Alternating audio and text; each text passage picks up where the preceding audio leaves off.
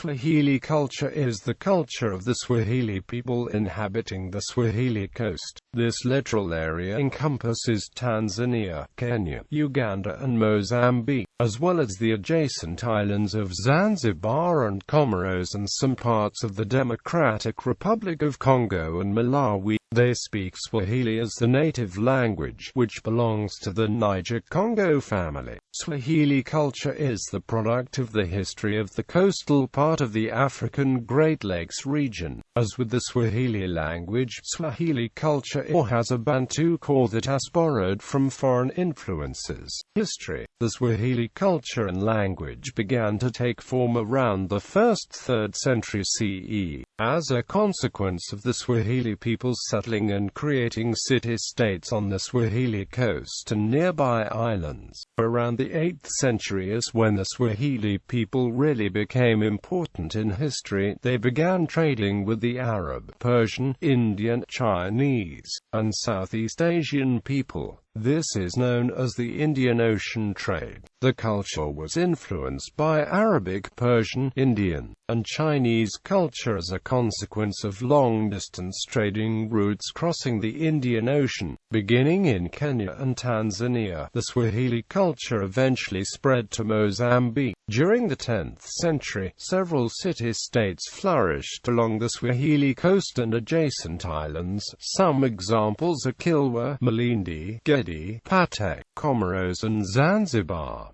These early Swahili city-states were Muslim, cosmopolitan and politically independent of each other. They all competed against one another for the best of the Great Lakes region's trade business. The chief exports of these cultures were salt, slaves, ebony, gold, ivory, and sandalwood. These city-states began to decline towards the 16th century, mainly as a consequence of the Portuguese's advent. Eventually, Swahili trading centers went out of business and commerce between Africa and Asia on the Indian Ocean collapsed. Aspects of Swahili culture are diverse due to its many influences.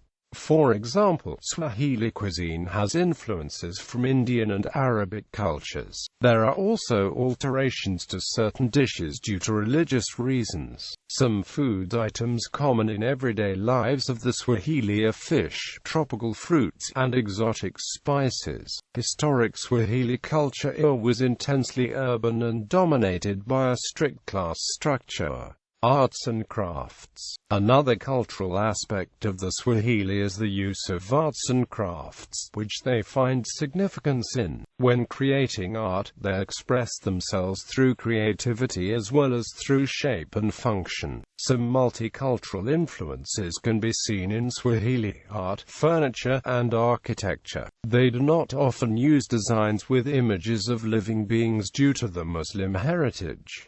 Instead, Swahili designs are primarily geometric. There are important clothes that are part of their arts and crafts such as the Kanga. The Kanga is not only a rectangular piece of cloth but is an artifact of the Swahili culture. The cloth should be made with extreme care. If the cloth doesn't match the season, then it doesn't deserve to be a kanga and can be used as a baby diaper or an apron for the kitchen. Even though the kanga is quite cheap, it is still a main part of Swahili culture. The kanga is made in Tanzania and is mostly appealing to women rather than men, but men are not restricted to using it. The cloth is used as a sling to carry babies, melons on the heads, and can also be used as a kitchen apron. Music. The most typical musical genre of Swahili culture is taarab, sung in the Swahili language. Its melodies and orchestration have Arab and Indian influences. In the 20th century, several musical genres have emerged in the Swahili world that are derivatives of Western popular music. One major example is Muziki wa Dansi, which is the Tanzanian counterpart of Congolese soukous. In the last decades of the century, most Swahili music has been in the Afropop vein. This includes several local derivatives of American hip-hop.